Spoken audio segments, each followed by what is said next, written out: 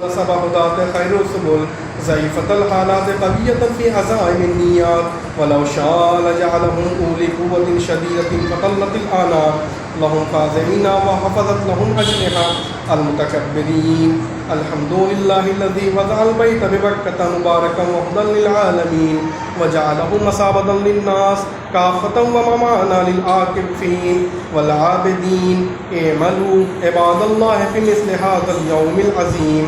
ابتلى الله إبراهيم الخليل بذبحه وولده إسماعيل فرأى الخليل في المنام وهو بين الركن والمقام أنه لولده ذابح ولدمه سافح فأنبته من ركضته مرهوبا ومن منامه مرهوبا فقال لبنيه إني أرى في المنام عيانا إني أذبحك قربانا فانظر ماذا ترى يا سيد الورى فقال يا أبت افعل ما تؤمر ستجدني إن شاء الله من الصابرين فلا تظلم ثوبك عن دمي لئلا تراه شقيقة أمي وقرأ عليه السلام منيا وارد إلي قميصي مصليا وقل لها إن ابنك نقله مولاه الكريم إلى دار الخلد والنعيم.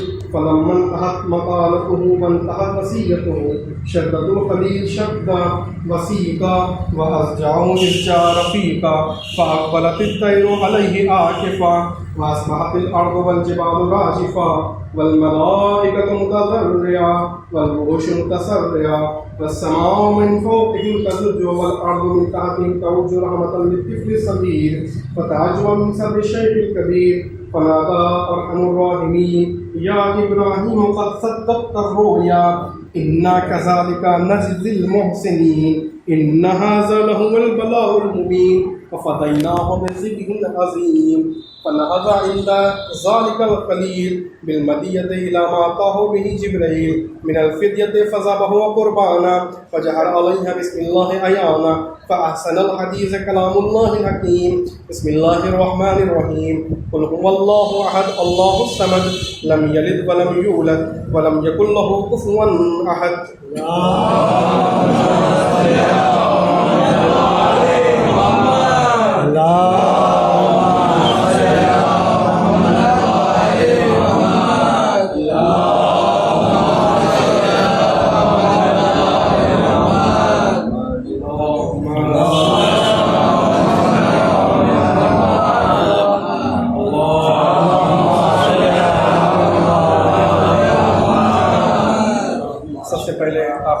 خدمت میں عید سعید قربان کی مبارکباد عرض کرتا ہوں اور پروردگار عالم نے اس عید کو جناب ابراہیم علیہ السلام کی یادگار کے طور پر قیامت تک کے لیے ایک زندہ عمل قرار دیا.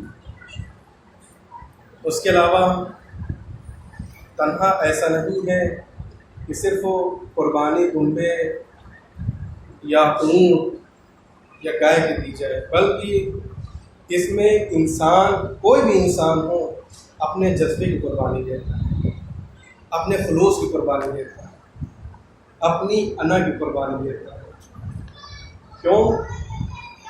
کیونکہ یہ قربانی یاد ہے اس خلیل کی کہ جس نے نہ ہی کبر کو رکھا اپنے پاس، بلکہ جب بھی پروردگار عالم نے کہا تو اس نے سامان متعدن کی شکل میں سر تسلیم خم کر دیا پروردگار عالم کی بات. اگر دیکھا جائے خود جناب ابراہیم، جناب اسماعیل اور جناب ہاجرہ، ان تینوں کی زندگی اس واقعے کی نگاہ سے اگر دیکھا جائے تو بڑا عظیم اور خوبصورت پہلو سامنے آتا ہے. آپ دیکھیں کہ جب جناب ابراہیم علیہ السلام نے اپنے بیٹے سے عرض کیا کہ بیٹا میں نے خواب دیکھا ہے کہ تم کو ذبح کر رہا ہوں. ابراہیم ہے خلیل خدا، جناب ابراہیم علیہ السلام خلیل خدا ہے. اب پروردگار عالم کا حکم ہے تو اسے انجام دینا ہے. جناب ابراہیم تو انجام دیں گے، لیکن تنہا اس میں جناب ابراہیم علیہ السلام کا رول نہیں ہے، بلکہ جناب اسماعیل اور جناب ہاجرہ کا. اگر جناب اسماعیل یہ کہہ دیتے کہ بابا جان ابھی تو میں نے دنیا بھی ٹھیک سے نہیں دیکھی ہے، ابھی اتنی جلدی بھی کیا ہے، لیکن اللہ کیا جذبہ تھا، جذبہ اسماعیلی. بابا جان جو بھی آپ نے دیکھا ہے اسے سچ کر دکھائیے. یعنی بیٹے نے بھی اطاعت الہی کا مظاہرہ کیا. اس سے معلوم ہوا کہ جب بھی شریعت الہی میں کوئی حکم نافذ ہو تو بغیر چون و چرا کے اسے قبول کرنا چاہیے. چرا کی گنجائش نہیں رکھی پروردگار عالم نے, سوال کی گنجائش نہیں رکھی کہ تم پلٹ کر سوال کرو بارہ الہ اپنے بیٹے کی قربانی لائی. لہذا دو لوگوں نے اپنے رول اہم ادا کر دیے, جناب ابراہیم علیہ السلام, جناب اسماعیل. اماں کا رول ہے. کتنی با عظمت تھی یہ خاتون, کتنی با معرفت تھی یہ خاتون, کتنی با ایمان تھی یہ خاتون. یہ جب لے کے چلے یہاں کے اوپر بھی کوئی بھی ماں ہو دل تڑپ جاتا ہے جب بیٹے, اکلوتا بیٹا جناب اسماعیل علیہ السلام.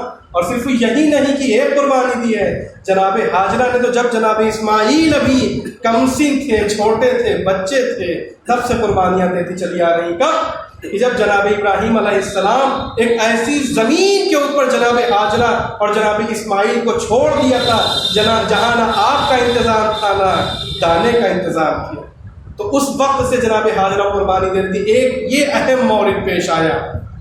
کوئی بھی ماں ہو اپنے بیٹے کو پال پوس کر بڑا کرتی, لیکن اگر اس طرح کے حالات آ جائیں تو ماں کی مانتا روک لیتی, اجازت نہیں دیتی. لیکن اللہ جذبہ حاجرہ کہ جہاں کے اوپر جناب حاجرہ نے بھی صبر و استقامت سے کام کیا, اپنے ایمان کا مظاہرہ کیا کہ دیکھو حکم پروردگار تھا, میں نے صبر کر لیا.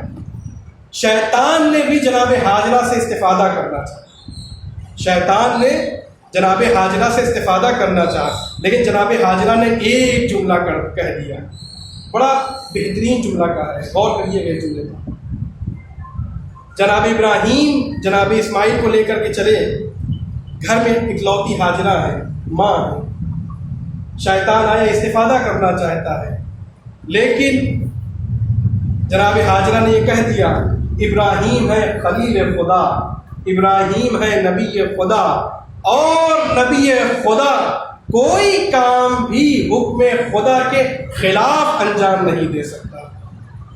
کتنا عظیم جملہ کہا ہے جناب حاجرہ نے, کتنا عظیم جملہ تھا کہ کوئی بھی نبی ہو, کوئی حکم ہو, خدا بند عالم کی جانب سے کوئی بھی حکم آئے, کوئی بھی نبی اس کے خلاف کام انجام نہیں دے سکتا ہے.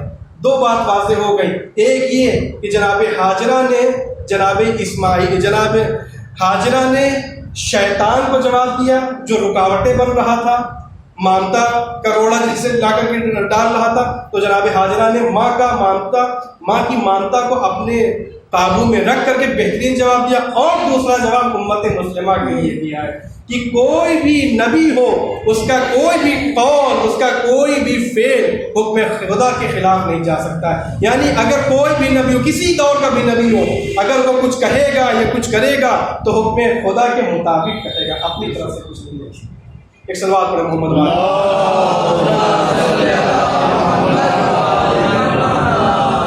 اس کے علاوہ پروردگار عالم نے چونکہ جناب ابراہیم, جناب اسماعیل, جناب حاجرہ تین لوگوں نے اطاعت الہی میں اپنا سر تسلیم خم کر دیا, تو پروردگار عالم نے ان کے اس جذبے کی, اس خلوص کی ایسی لاج رکھی کہ قیامت تک دنیا کے گوشے گوشے میں جہاں کہیں بھی مسلمان ہیں اس جذبہ ابراہیمی یادگار بنائی جائے, جہاں کہیں بھی مسلمان ہیں.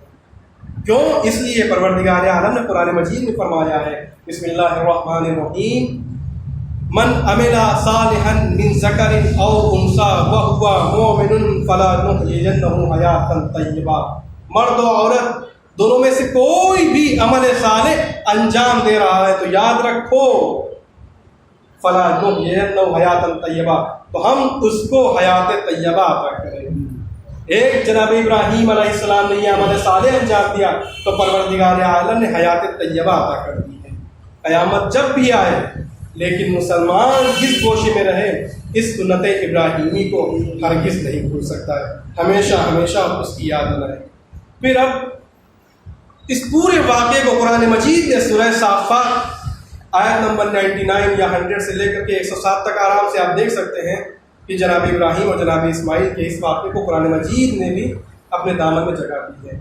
پھر قرآن مجید کی اگلی ہے سورہ حج آیت نمبر 36 اور 37 کہ جہاں کے اوپر قربانی کے اہداف بتائے گئے ہیں کہ قربانی کا ہدف کیا ہے. غور کریے گا. بسم اللہ الرحمن الرحیم والبدن جعلناها لکم من شعائر اللہ لکم فیہا خیر. اور 37ویں آیت لن ینال اللہ لحومها ولا دماؤها ولکن ینالہ التقوی منکم.